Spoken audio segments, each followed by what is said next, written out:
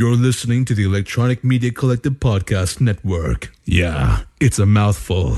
For more great shows like the one you're about to enjoy, visit electronicmediacollective.com. And now, our feature presentation. This is Melanie, and in the future, restaurants will all 3D print their food, so you can get basically the same thing everywhere. So instead, they'll be kind of like the rooms at Amazing Pizza Machine and each have a theme, and that's really what you go for. This is Jesse. In the future, when Marvel creates a character that was supposed to be evil all along, they will actually be evil in, issue number 1. This is Randy. In the future, if your house or apartment doesn't have a cartoon kitchen, I ain't coming over.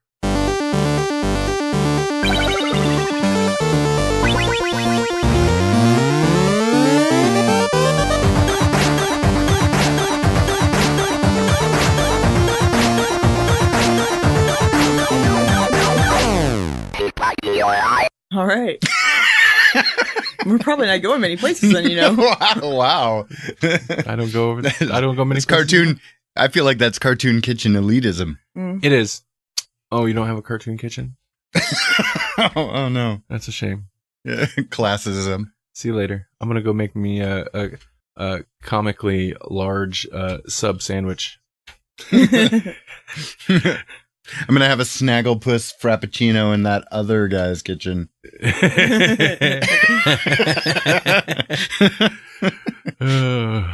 That's the Frappuccino I want. The Snagglepuss Frappuccino? Yeah, forget these unicorns. I want a Snagglepuss. Yeah. That sounds like it should be Grawlix. It does sound like it should, but hey, it's not. It's a cartoon from the 70s? Hanna-Barbera, yeah. Yeah, so. And actually, it's comic relevant because they are releasing a Snagglepuss title. Oh, is DC doing it? Yeah, and he's like a playwright or something. I've heard great things about it so far. I mean, like they've only released a preview in some other book, but really, yeah, wow, yeah, it was a whole thing. I don't know, but there's a lot of anticipation for this book coming up. So what do? They put the preview in some other book, of course, that nobody really cares about, but it has some Hanna-Barbera ties to. Yeah. Do you have something to say, Melanie? It's just so out of left field. But do you remember Marian the Librarian? Yes. See, I don't know this. I don't know it. Randy doesn't know it, and I don't know why the Hanna-Barbera made me think of it, but it did. But I was talking to Randy about it. He's never heard of it. I'm like, I lived on Marian the Librarian when I was little, man. We only had 3 channels on our televisions. I don't know. Maybe I just don't really recall it. Well, you had a sad childhood then. Yeah, and then Reverse the Curse, and yeah. Mm-hmm. I don't know that one either. Yeah. What? I don't remember it. Ghost Rider, remember that one? Vaguely. That from a different time period? I don't really remember. It's a little later. It's a little later, yeah. He and I had the same, teachers playing us movies or something, because I don't remember that. Come and meet the letter people. Oh, so this is a in school watching thing? Yeah. Okay. No, I might have watched it. Not really. I mean, I watched it at home, yeah. Letter people we watch at school a lot, but. There was both, really. We all watched the same stuff at home as they did at school. What was the show with King Tut or something? That was Reverse the Curse. It was where it was so 70s. Yeah. It was obviously a holdback from, He was like the Slim Goodbody of Egyptians. Yeah. Yeah. It was super happy and everything. Yeah. So Slim Goodbody then? Yes. Yeah. Okay. That's all right. this. There's hope for you. This is the guy with the organ suit, right? Yeah. That's what I was thinking. Yeah. All about fitness and nutrition. Welcome to the Grawlix podcast, where we talk about PBS shows of yesteryear. Yeah. I mean, what? No. This is episode number 45. Woo! Yep. Woohoo! And wow, we were just so in the middle of a conversation. I don't even know how to start this now. We're going to talk about a comic book this episode. Yes. Yep. Yeah, but first, wait a minute. We always do the in-house stuff, right? We do. So, you just wrapped up a series of videos about a video game. Oh yeah, I did. Ooh, and I just started another one that I'm kind of more excited about. So I was playing on our Grawlix YouTube channel, youtube.com/Grawlix podcast. Batman, the Telltale series, episode 1. I just did episode 1. There's like, I think 8 total. It's how Telltale does. It's very, you know. I think we've done. Yeah, we played, The Walking Dead and the, wolf from, Fables. Yeah, Wolf Among Us. Yeah, I'm done.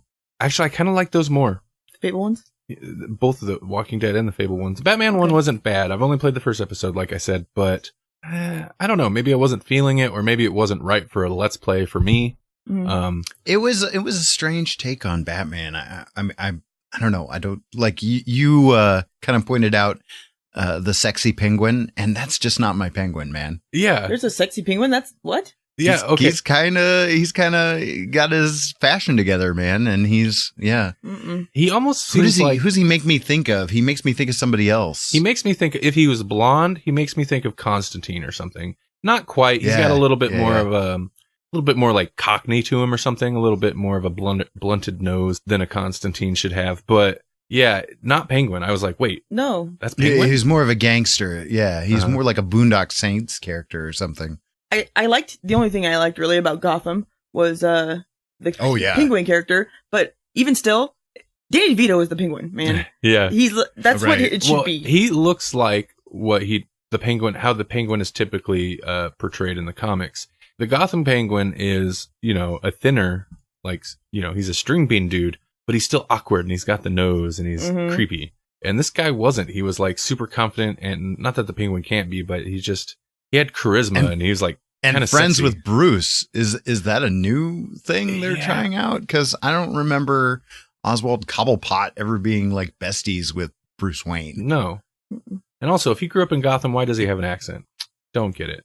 That never. That whole the Madonna thing, and he's hanging out in a decrepit park with graffiti everywhere, kinda in air quotes, invisible graffiti.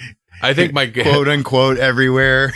I don't know if it was my hardware, my copy of the game, or the game in general, but there were lots of glitches, particularly texture glitches.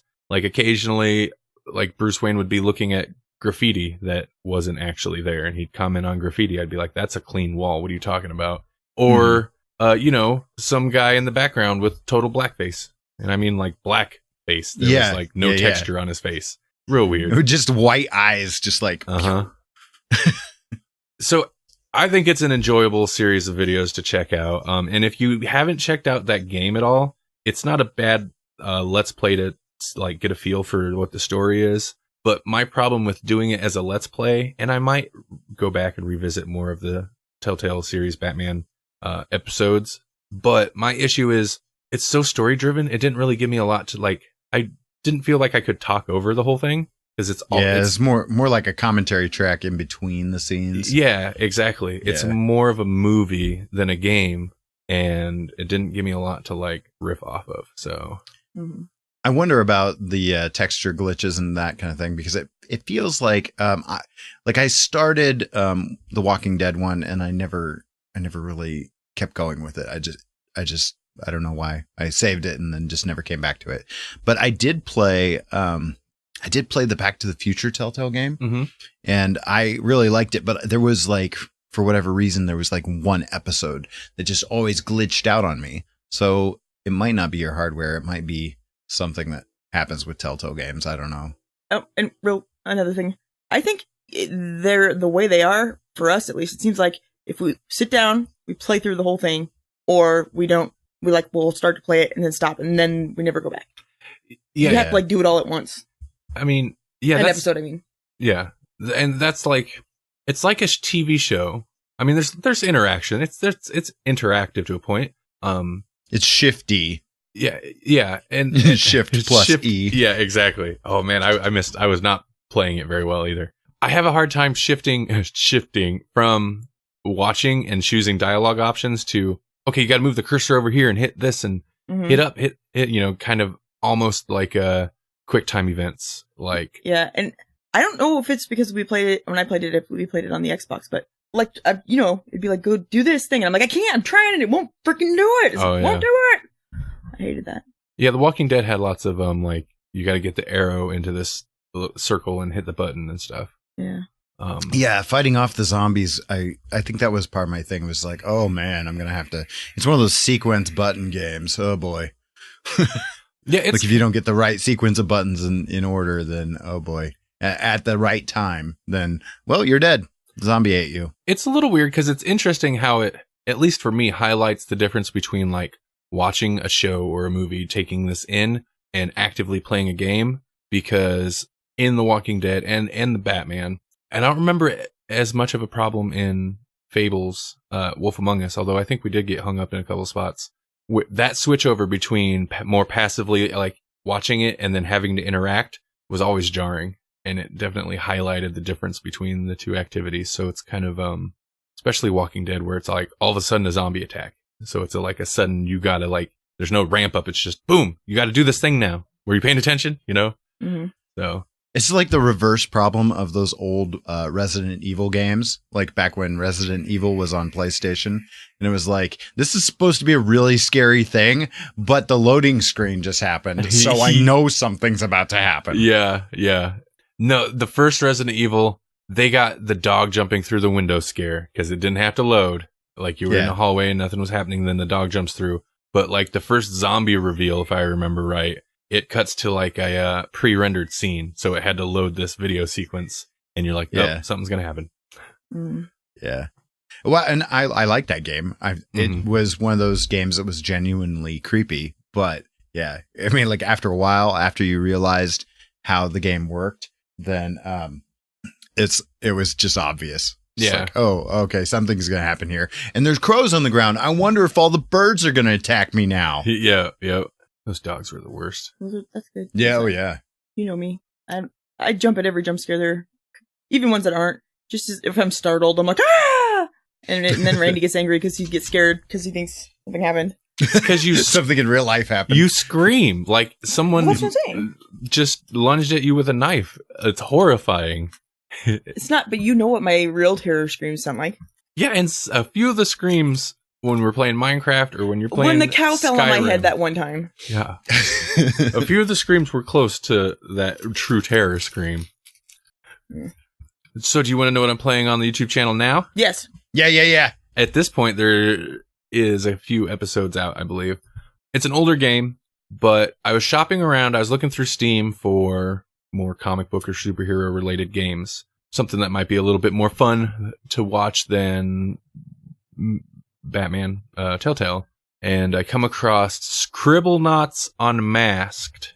Oh, okay. Now, I didn't know anything about, I mean, I've seen a Scribblenauts as I don't know, I just know it's a thing that exists, but I didn't know anything about it. Mm-hmm. But what it is it's Scribblenauts Unmasked, a DC Comics adventure or something like that. So they took Scribblenauts, this property, and threw it into the DC universe. And basically the premise, it's kind of like it's kind of a kid's, like, you know, a kid's property, children's entertainment property. I don't know how you, whatever. Mm-hmm. But the thing is, like, you play as, I think his name's Max, but he has a notebook and he can write anything in that notebook and make it a thing. You can conjure objects out of this thing.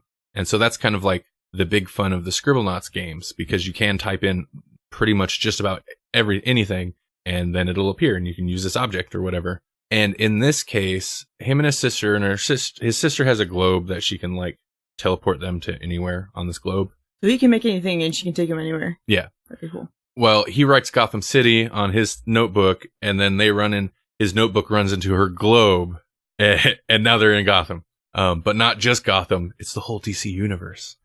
The cool thing is, though, so you're this character and you're running around, you start off in Gotham, Batman's there, you can do various tasks. It's kind of open world, which I love. But it's like 2D side scroller, and you can write, you know, if you got a bad guy coming at you, you can write chainsaw or ray gun or pistol or massive pistol or something like that, and the object will appear and you can use it, or rope and you can attach it to things, whatever. It's super cool like that.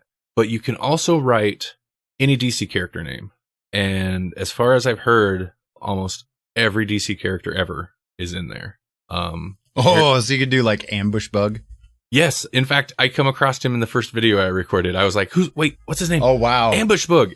And I run up to him and he disappeared and he's like, try to catch me. I'm like, what is this?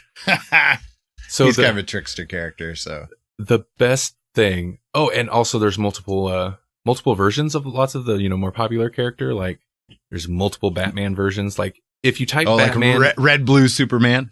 yeah, exactly. If you type a character's name in there, you can also then you can hit a button and it'll pull up a list of because it's got a catalog of all the words and all the characters you can conjure, and you can go through which Batman do you want, which Aquaman.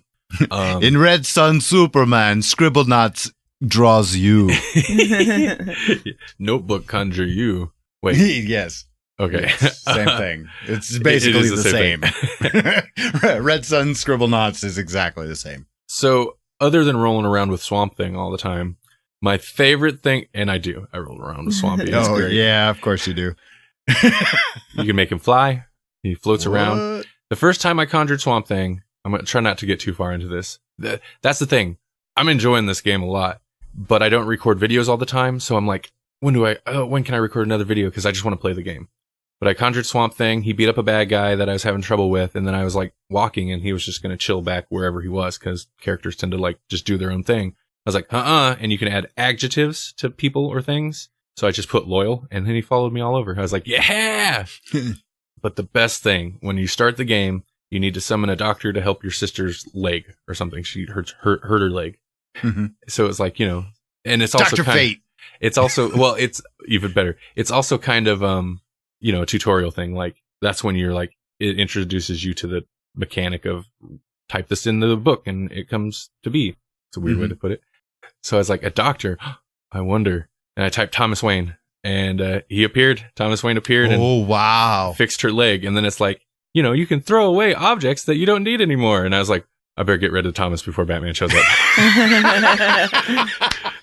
And it just seems, it just seems so you're the Red Hood. It just seems so savage. So sometime when I'm hanging out with Batman, I'm going to conjure maybe Martha and see what happens. He'll just stop and be like, why did you say that name? If they didn't. Yeah. But it's a little glitchy, but it's incredibly fun. And I've been having a good time with it. You wanted me to play it and I just haven't yet. Yeah, I think you'd have fun. Or sit in with me and give me ideas, because sometimes I'm just okay, I've used all the guns. I need a weapon. What can I come up with? You need to get one of the big hammer things that then I think opens up and comes out and does something that Joker would use.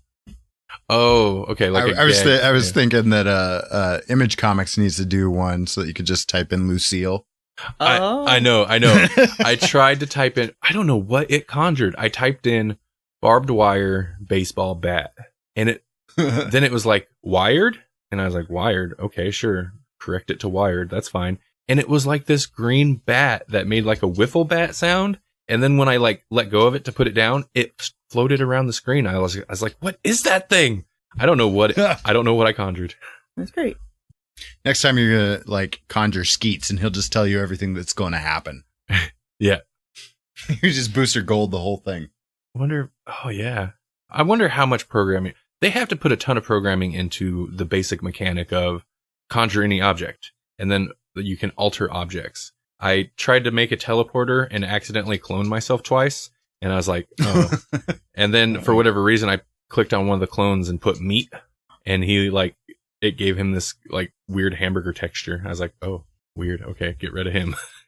Were you trying to make him into You're meat? Super Meat Boy. Well, I was gonna make it non-existent, and it's nah, that's one of the forbidden words. You can do it, but you're not gonna be able to get as high of points.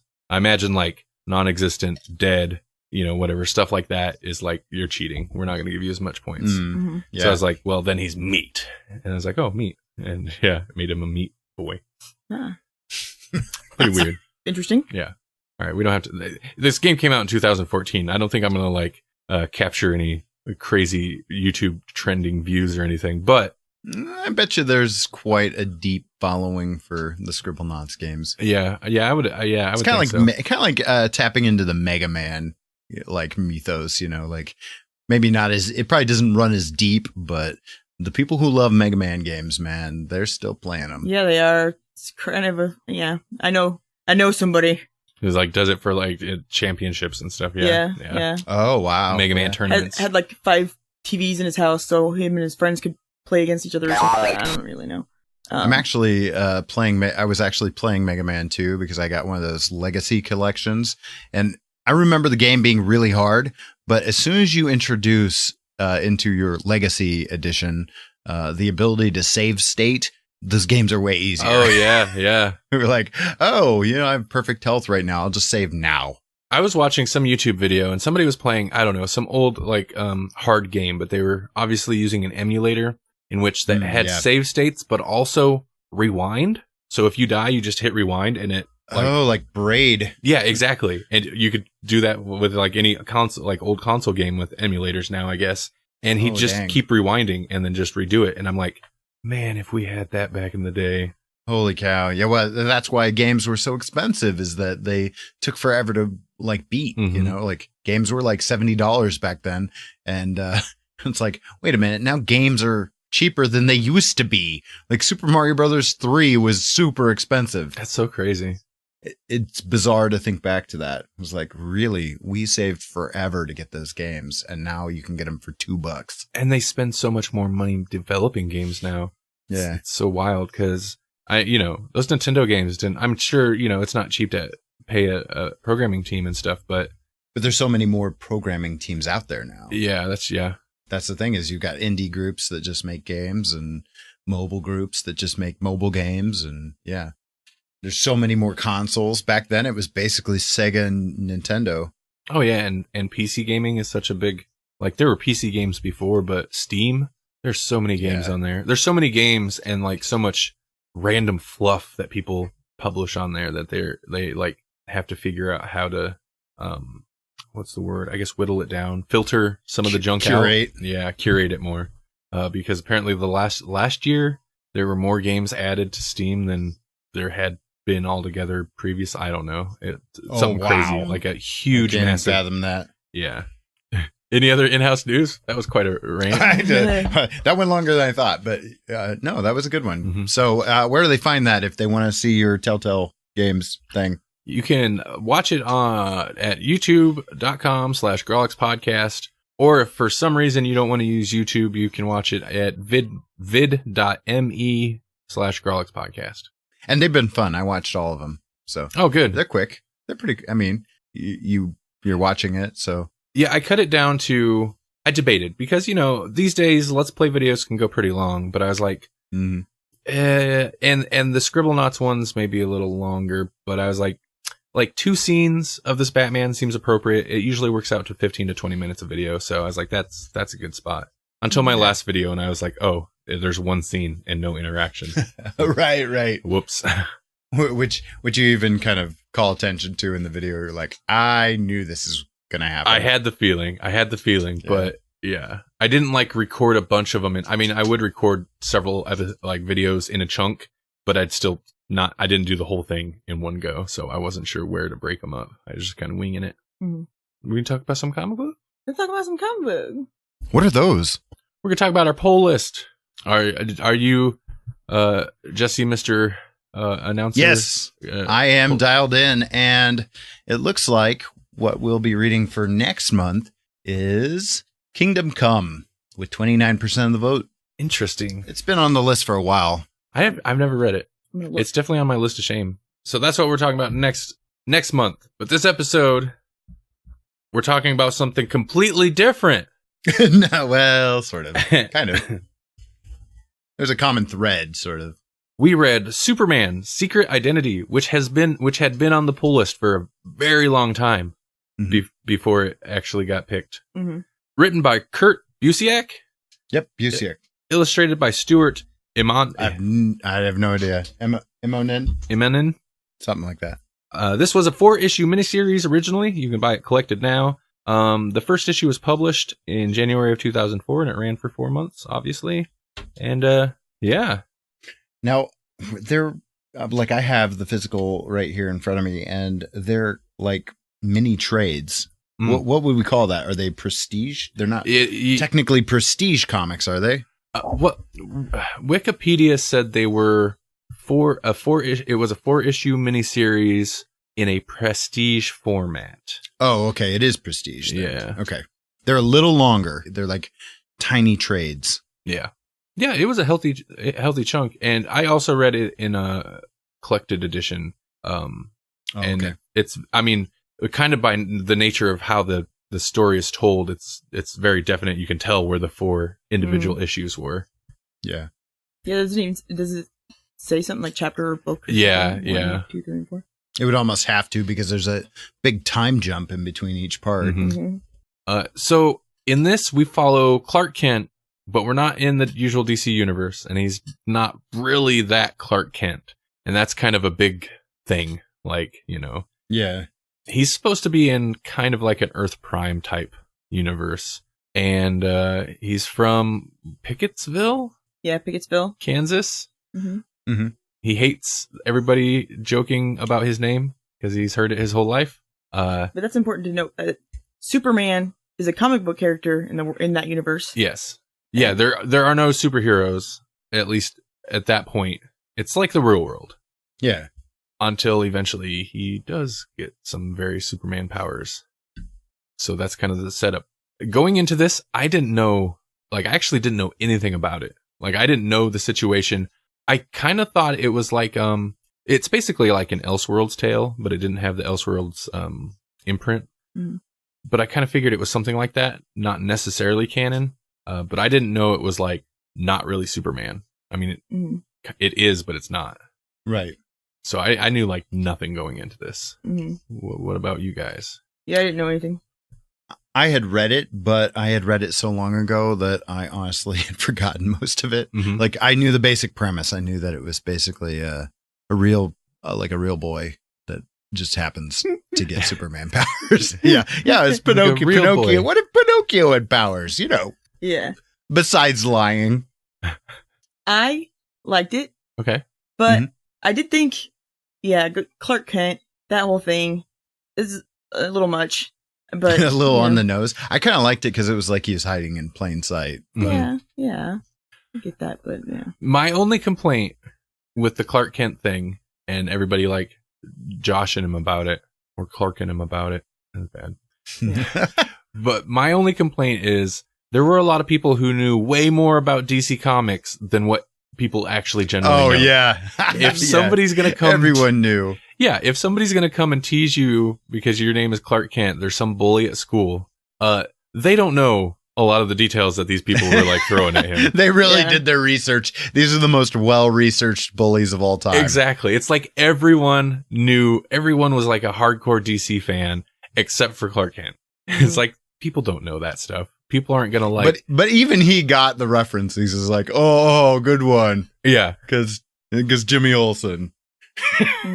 I imagine if that was really the case, you live in a world where Superman is a comic book character and your name is Clark Kent and you live in Kansas.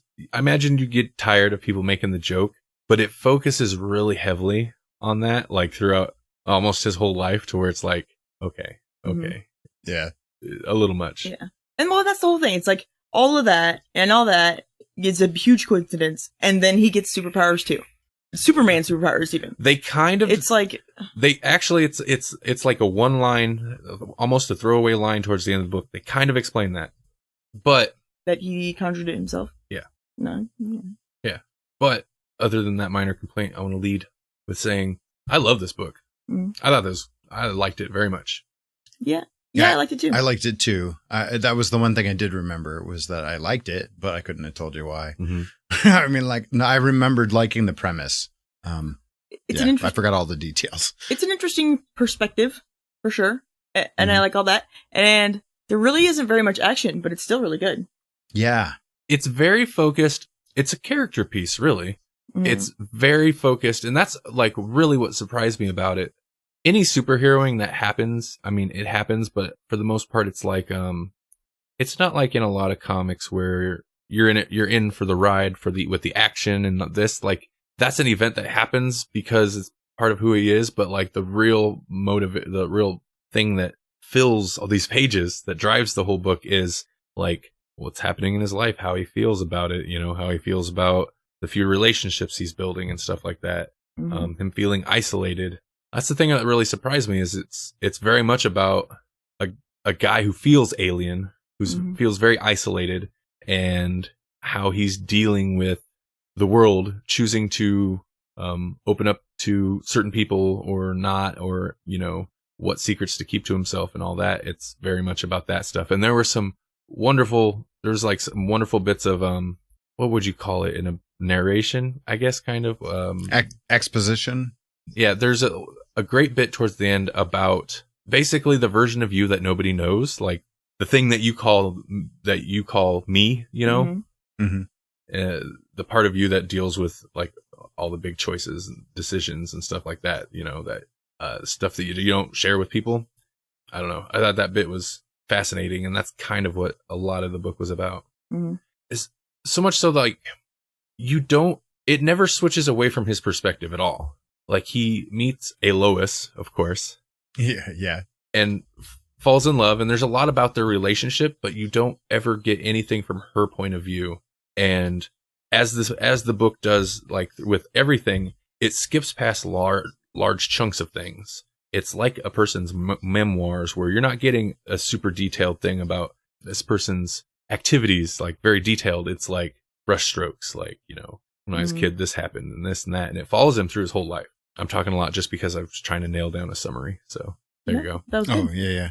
It seems like very often, well, maybe because you're focusing on certain events again, but like he's always in inner crisis mode or something, you know? Yeah. Well, I think that's one of the things I liked about this series is that the threats, like at first you don't realize what the threats are, but you realize, oh, I've got to keep this secret. You like, I think that's obviously a theme of it, since that's the title, but, like he knows he has to keep his identity secret, but then later on we get this feeling that there's a very real threat to people knowing who he is. And, like it creates some genuine tension, some genuine fear that I don't feel like is present in a quote unquote normal Superman book. Yeah, no, not at all. I don't think it's present in a lot of superhero books where there's a threat similar to that. Even something like Batman, like, okay, I mean, if people found out, you know, that'd be a bummer for Batman. So maybe not as big of a threat as to like this guy's situation. Well, no, because if he was caught, he'd go to jail, which would be bad for Batman, but he'd be in jail. He wouldn't be dissected necessarily. Yeah. But I mean, right. This still hits it hits that in a way that most other comic books don't. Like, there's a genuine dread that lingers through almost the whole book related to that. And even before it actually happens, he's got a fear of some unknown thing happening. And then when it does, it's just, you know. Oh, even like the way the media tries to set him up and yeah. I even like how that was handled, because it could have felt, okay, so he's this kid, he hates being called, you know, all the Superman references, but whatever, he puts up with it, you know, he gets bullied about it, and his parents, you know, they do it as a joke, whatever, but eventually he develops these Superman powers when he's off on a hiking thing, and then he's kind of torn with himself about, you know, what to do, what to do with them, if he should tell people. He's talking to a reporter, but keeping his identity secret. Eventually he decides he's going to like expose himself, basically, expose his powers, however you would put that. Yeah. Expose himself in not an illegal way. Right. Yeah. But then there's a big, when he does, he's going to do this. This is like the first book, so he's still like a teen. Then there's a big like catastrophe. And so he does a Superman thing and he's saving people. And it turns out, like, he figures out real quick, before the catastrophe's even over, that the reporter that he had been talking to set this up to kind of like bring him out, you know, draw him out. Right. And he realizes, and this is what's interesting, because that's such a like comic booky villain like thing to do. I'm going to like explode a gas main and kill these people just to draw you out.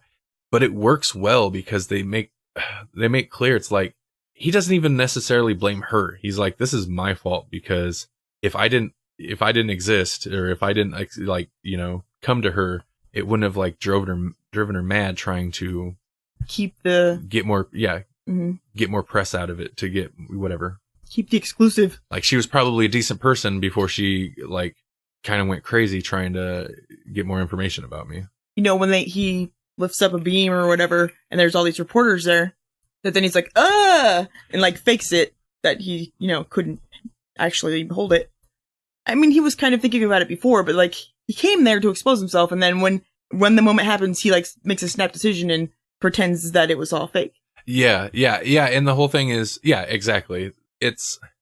He realizes, even if it's not his fault, he realizes that it could be dangerous for other people for him to be Superman out in the open, and he decides against exposing himself.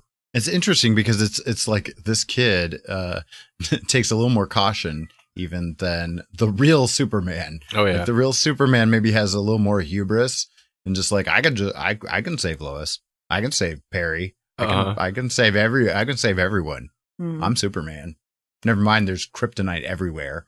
And in this world, there is no kryptonite. Yeah, exactly. Like, there's no, I mean, like, he's not totally invincible in this, but he doesn't have like an obvious weakness the way that Superman does. Yeah, I mean, he continues Supermaning, but he always, and when he saves people, there's going to be like what happened? But he always tries to move so quick, nobody could really nail it down. So that if somebody was like, I was saved by Superman, he's not in the public eye enough to where people wouldn't think Superman. Okay, buddy. Yeah, you're not right. Yeah. He keeps himself secretive, but he still does his superheroing. But later on, though, he turns into like a secret agent man and has like prosthetics and stuff he wears just so people color contacts and all that. I think that's kind of funny. Puts stuff in his cheeks or whatever to change the shape of his head. Yeah. And yes, in his nostrils, and I think he said he had contacts, which at one point he used his laser vision. And I was like, how does your contacts affect that? Yeah. Maybe now your just contacts have a big hole in them, dude. Good job. Yeah. Or maybe they just focus the beam more. Yeah, it's like magnifying glass. It's like this Cyclops effect. Yeah. I enjoyed when the government first gets him because he's secretive, but he's not as careful as he becomes. And I enjoyed all the little details of like, they've got sensors on the seafloor here, and I go through this hollow tree and come up in the bay over here, and like I enjoyed all that stuff. But before he realizes he has to go that far, he does get taken by the government. They abduct him. They hit him with some type of electrical cannons or something, some type of electrical weapon that knocks him out. And they've actually got him like in a tube doing tests and stuff on him. Eventually he breaks out of there, but I thought that was handled well too, because just the way it's written and a combination of that and the art, the way it's plotted, like that's really where a lot of that dread comes from. And, finding bodies of other people that the government had come across. Yeah, that disturbed him a lot. I know and he kept saying there were babies. Yeah. He was checked as a child or a teenager or whatever to see if he might have powers. And they were like, no, it's not him. Or he's cleared clear. him. Yeah. But wouldn't they still have like his DNA and all that on file? Well, that's the thing. Like they didn't fingerprint him or I was surprised that take pictures or anything. I was surprised they didn't already know who he was when they caught him that time. Oh, that's right, because he grabs something and there's a fingerprint etched into the metal or something. Oh yeah. I mean, that's one thing I was kind of that I had in the back of my mind the whole time too, because I was like, I mean, if they had him, because they had him for a whole weekend and he was sedated most of the time, how would you not identify him? Yeah. Like you're running tests and stuff. They should know. I mean, if they didn't already have samples of his DNA, do a dental impression. By the end of it, you come to find out like one of the government guys does know who he is, but it seems like he's kind of kept it to himself. Yeah. And at that point, it doesn't really matter. Yeah. What did you think of the ending? Because there was a point where I was like, I really liked the ending, but it also feels a little, I don't know, like it wraps it up a little too nicely. Yeah. I'm glad you brought that up because exactly that's other than my complaint about everybody knowing too much about DC Comics, that's my only real gripe. I kind of wish it would have cut off before it went to the typed font or like the computer font instead of his like typewriter notebook font. That last little bit where he's like super old kind of pushed it too far into the usual superhero comic stuff. Like everything's futuristic. That's fine. But like, there's superheroes everywhere apparently. And like, they even jumped into like a animated series style of art. Yeah.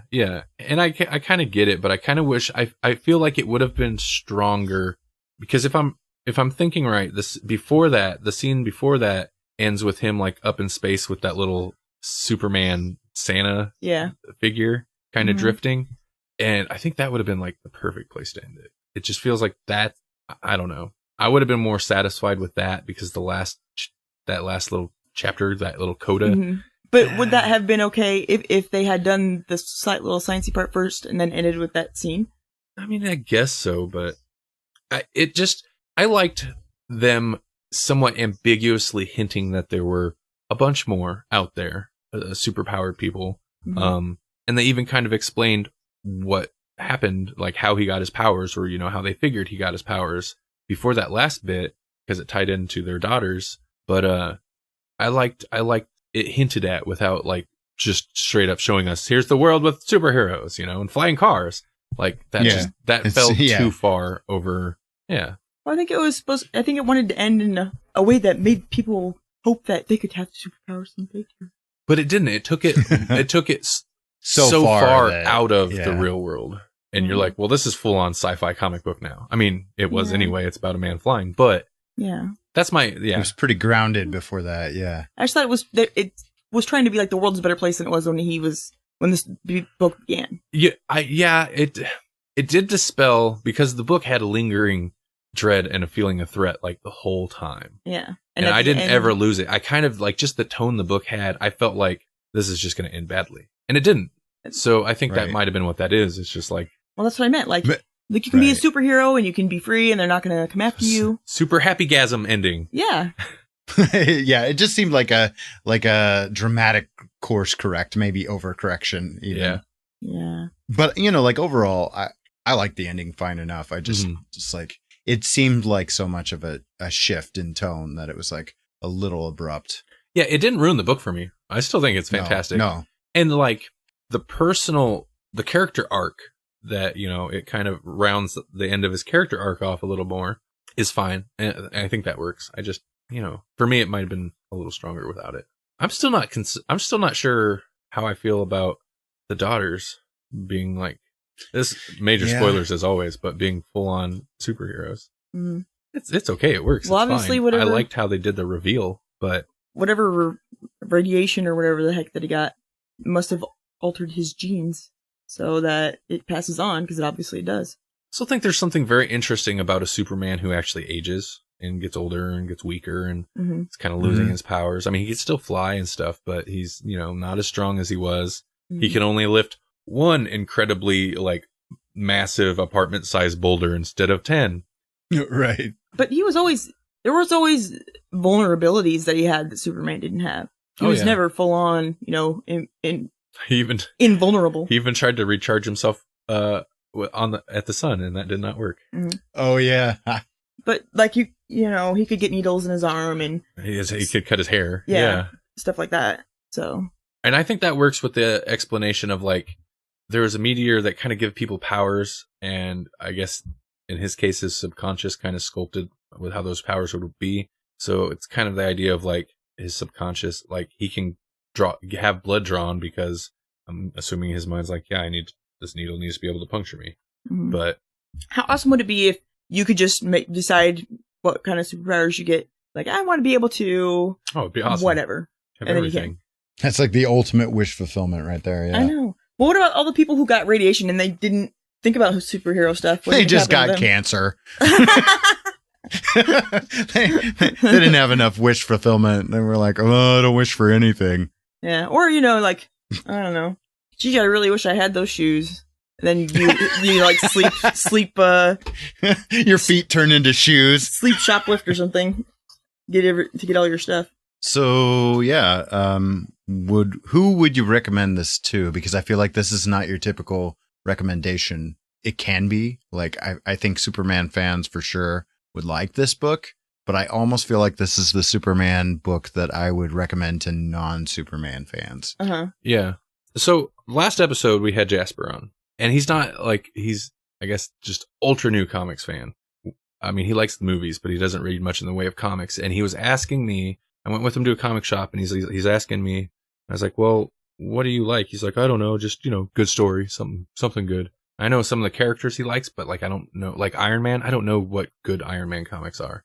Oh yeah, And so he's like, well, just good stories. And I kind of wish I'd have read this first because they had a copy there. And I was like, because I would have give him this Superman Secret Identity. It's not this, just because like it is a good story that you don't necessarily have to be a Superman fan for, or even a superhero comics fan, because it's more about character. I'd recommend it to non-comic people. I'd recommend it to just about anybody. Well, and comic people too, yeah. Yeah, I can't think of who I wouldn't. This was one of those books where I was like, oh, yeah, now I remember why I always like Kurt Busiek books, because it's really well written. I wouldn't recommend it to children, though.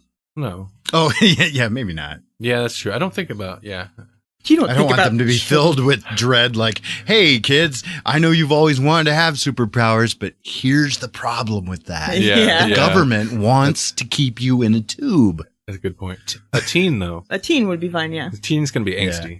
Teens are angsty. Oh, yeah. The Hunger Games crowd, yeah. Yeah. That's kind of like it. The book starts with like angsty teenageness. And then, as I'm assuming it happens for most people, that just doesn't really go away. It just develops into like tense, nervous adultness, like stress. Yeah. Other than the Superman stuff and some of the like life events are like, I mean, this guy does have a pretty good life, like amazing, nice house, built a new nice house and whatever, all this stuff. But there's kind of a lot of like reality, a lot of truth into at least how he deals with real life stuff, which is kind of what makes this stand out against a lot of superhero stuff we've read. Definitely seems like written from a place of experience and in life, or of life experience. Is he an old guy? The writer? Out of curiosity. Yeah, he was older, wasn't he? I don't think he was like. Yeah, he's pretty prolific, I think, at this point. He's 56. Okay. So yeah. So he's an older guy. He has a pretty good run on the Avengers, and he wrote Astro City and some work on a Conan book. Well, I was just wondering because it seems like the later in life stuff with the kids and the grandkids and whatever seemed like someone who had experience with that type of those issues. Yes, but that stuff also I felt kind of like brushed over more stuff as well. You get a little chunk of when he's a teen, and then when he's a little bit older, once you hit a certain point, like his kids, like it goes from them being born to being like full grown women out of the house. You don't get any of the child raising stuff. No, but that's not the part that it's the whatever freaking out when they're about to be born, and then the like dealing with them as human beings when they're adults, which is the next step in the whole child rearing thing. I guess so. And you don't usually hear people talk about that part. It's usually the raising them that people focus on. So I thought it was interesting to jump to that, and that's why I asked. Yeah, and I don't know, I mean, like the memoir style format that they've got going here. I don't know what they would have put in between part 3 and 4. I mean, like if I think about it, like what would they put in there? I don't know. Yeah. All right, come on, we're in. This is awesome. We're in the Grawlix studios. Look, it's a plate of Mel's Hot Biscuits. I've heard about those. Oh my God, check it out, Jesse and Randy's beard oil. I didn't know you can buy that in buckets. Well, that Sam Club's membership is really paying off. Okay, let's get in their computer and drop this promo. Okay, let's do it. We're the Roman Podcast, and in the future, we're sneaking a promo on the Grawlix show. Okay, seriously. Go. Here we go. I'm Roman LeBeau. And I'm Rob Gast. And we're from the Roman Podcast. We're just two Canadian guys getting together once a week to put our own spin on weird stories and trending news. That's right. You can get our show every Wednesday night on iTunes, Stitcher, Google Play, the Laughable app, and of course, here on the EMC Podcast Network. Okay, I think we got it. Put that on their show. Let's get out of here. Yeah. Hang on. While I'm in their computer, I'm just going to update their comic book pull list for the next few months. What are you adding? Captain Canuck, of course. Nice.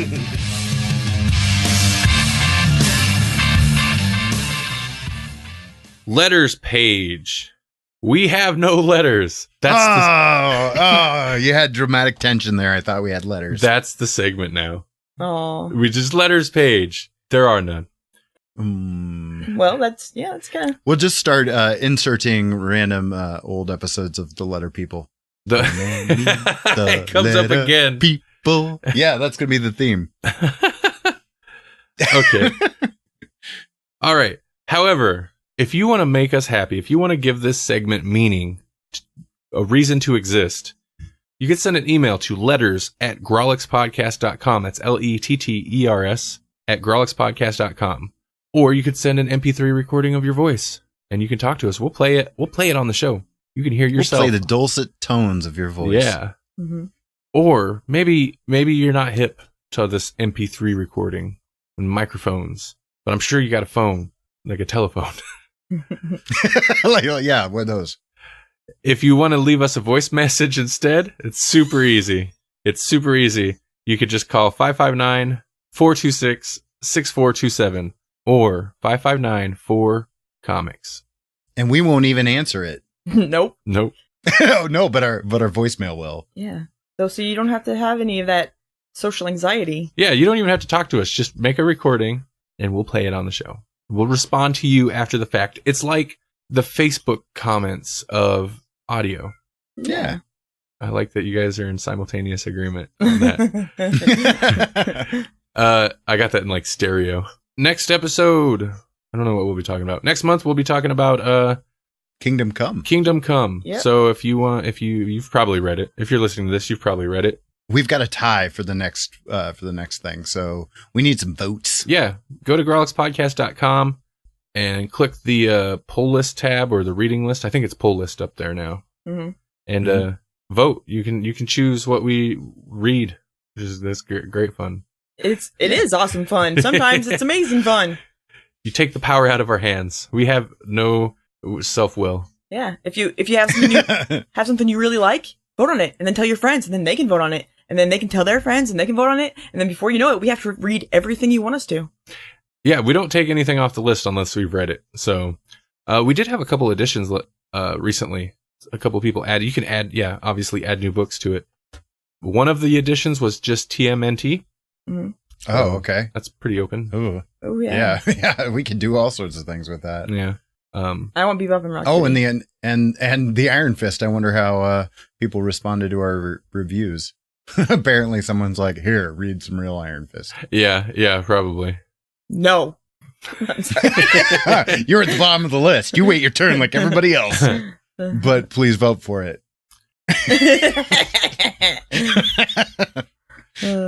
All right. Well, that's it. This is Melanie, and I Grawlix your milkshake. This is Jesse.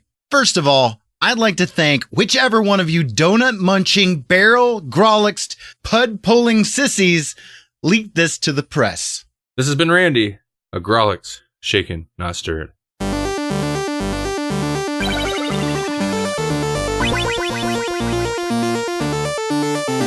Thank you for listening to the Grawlix Podcast. The Grawlix Podcast is a production of the Electronic Media Collective and Vorpal Arrow Studios. For more Grawlix Podcasts, check out grawlixpodcast.com. Also find us on iTunes, Stitcher, Google Play Music, YouTube, electronicmediacollective.com, facebook.com/Grawlix Podcast, twitter.com/Grawlix Podcast, all the .com/all the Grawlix Podcast.